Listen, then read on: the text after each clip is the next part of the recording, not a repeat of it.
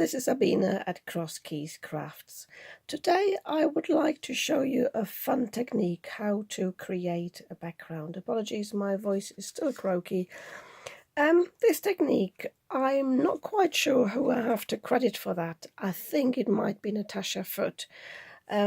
Because I found these cards, or basically they will be cards once I put them on a mat and put them on a card in my stash. I must have made these about 2 years ago, and as you can see, they never turned out to be cards, but I will use them soon. And when I found these, I thought this was really a fun technique, so I thought I'll revisit these cards and this technique for this video, and I'm going to show you how I created these. All you need for these is some washi tape and some inks that are suitable for ink blending and some little stamps. As you can see with these, I have stayed in the colour family for the image I put on the front. This is just stamped, and then I painted these with my watercolours. So I stayed in this sort of orange family here. With this one I used the yellow from the daffodils down here and the purple from the hyacinth here, and here I again used the colours from the flowers. But today I thought I'm going for a contrast colour, and I decided to go for yellow and green with this. What you need is lighter colours to do the ink blending, and then some darker colours to stamp over the ink blending. And because I don't have a darker yellow, and I don't want to go with a light yellow I have as a pad, I decided to just use some orange as to go with the yellow, and then I've got some pine here to go with the lime punch.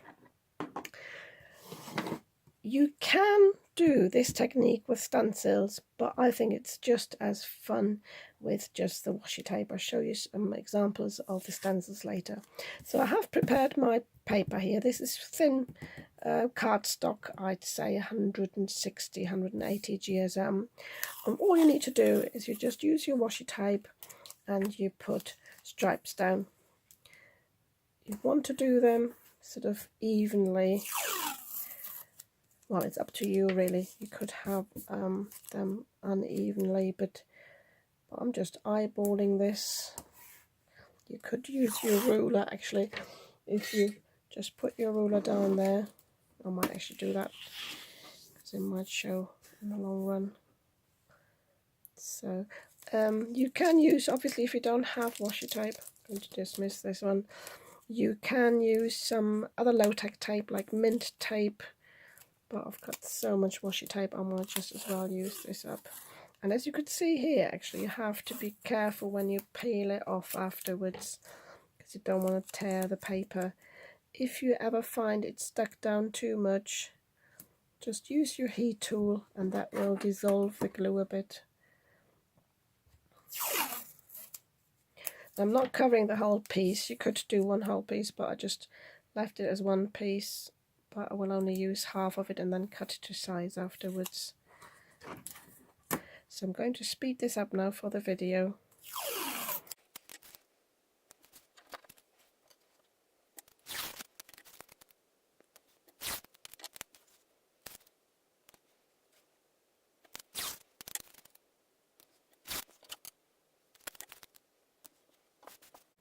So I'm just checking with my other cards that I've covered enough of an area. Yeah, that's fine. So as I said, I will cut it down anyway and then put it on the mat. So get these out of the way. So all I'm going to do now is I'm going to use my two colours that I'm going for, and I'm just going to ink blend this one from the bottom, that one from the top, and then just meet them in the middle. And again, I'm just going to speed this up for you because you don't need to see me ink blending in detail. The important thing though is make it light-handed. You don't want to put down too much of a colour because you want the other colour that you stamp over it to stand out.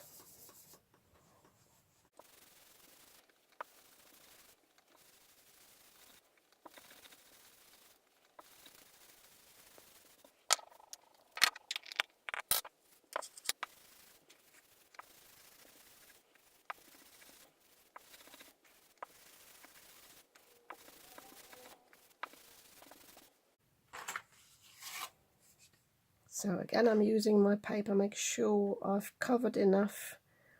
We'll need a corner up the top there, I think.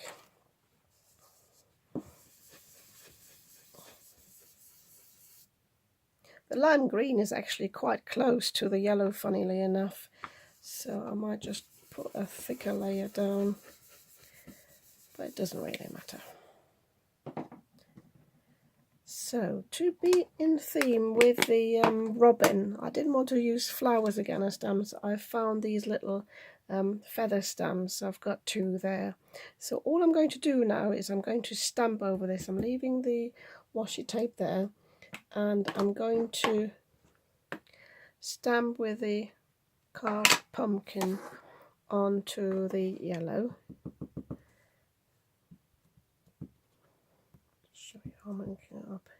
I know my carved pumpkin is very wet, so I'm just checking that it's not too wet to stamp. It's also the distress oxide aren't the best ones to stamp with, actually.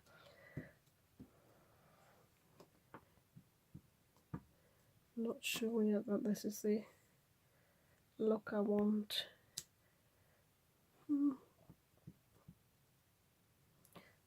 It's okay. It's a very solid stamp. I'll tell you what, I'll actually use a smaller one, I think.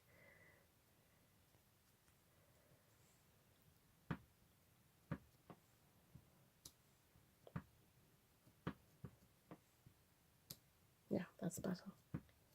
Just need to make sure it's got ink everywhere. So, and I'm just randomly stamping on here, making sure it goes over the washi tape.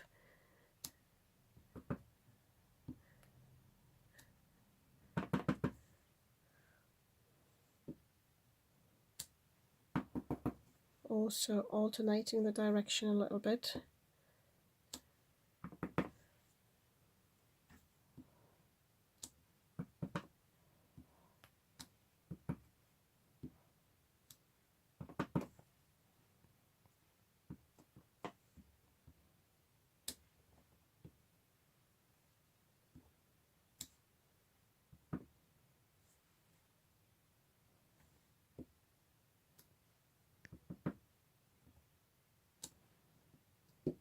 So now where I'm going to the green, I'm going to use the darker green to stamp.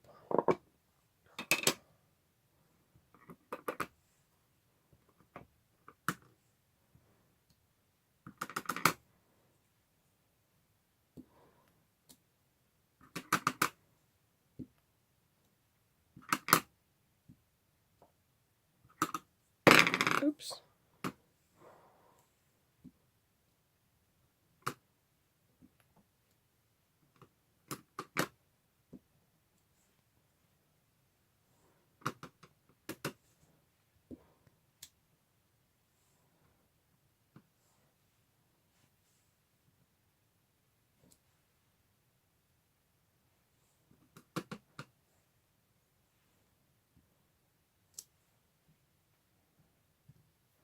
Okay, I'm leaving this to dry now, or quickly dried with my heat tool, because I know the carved pumpkin is quite wet.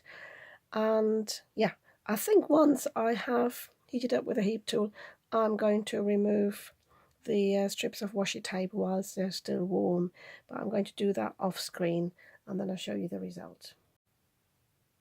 So this is my background. I peeled the washi tape off in the order I had, or in the reverse order how I'd put them on, because I think when I peeled it off it did bleed a little bit here, or maybe it wasn't pressed down enough, but I'm not too bothered because I think the robin will hide that anyway. So be careful when you've got very wet ink that you peel it off carefully, or when you apply it that you press it down properly. It does look a bit of a mess, but as I said, I'm not bothered because I think it's just a fun technique and it's something you can do with children. Yeah, as I said before, the distress oxide is not the best one for stamping, but it is usable, and I'm going to put a sentiment over this anyway. One thing I said I would show you is you can use this technique with stencils, and when I created these cards 2 years ago, I also made these. I have got some animal stencils, so I did the same thing. I ink blended through the stencil and stamped through the stencil, and this is the result. So again, I'll have to mat these on cards and put a sentiment on them. I think I will do this now as well, just to show you some finished cards, and I will show you how I finish this off. I will just cut it to size, mat it with a matching colour, and we'll put a sentiment on this, probably a happy birthday. And I'll see you in a moment with the finished cards. I wanted to show you two more things before I show you the finished cards, because I just remembered them. Some of my cardstock here, the one I use for matting, these are actually some dividers, just some paper dividers for folders. So have a look sometimes if you can find cardstock or paper in other areas of the stationery rather than actually for card making. And the other thing I wanted to show you is, as a little tip, you might be a newbie to card making. If I want to put on a mat, rather than cutting the mat to size, and always measure your cardstock, because my your shopboard cards, because my cards aren't actually 5 by 7, they're actually 4 7/8 by 6 7/8. So I need to be precise with cutting the mats.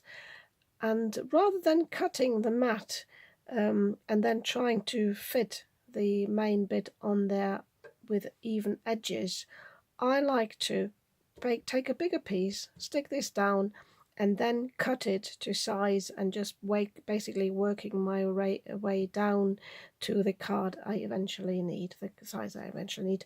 And I do the same with the sentiment. I just put it on the card, stick it down here, and then I can cut it to size afterwards, leaving an even rim. And I just cut this on my guillotine, and I line this side here up on the plastic thing here actually, and then, as I said, work my way round until I have got the right size.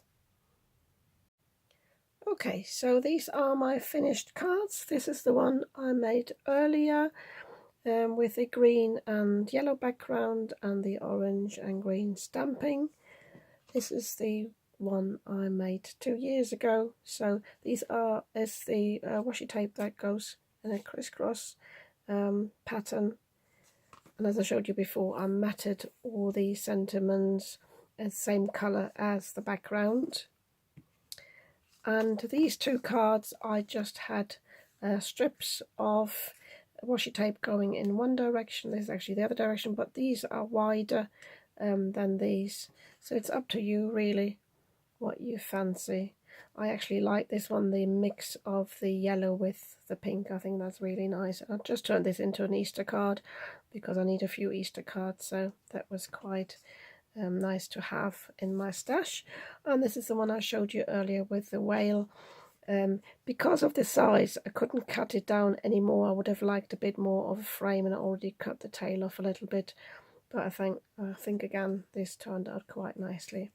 So yeah, if you like this technique for the background and you like these cards, you might want to give me a thumbs up.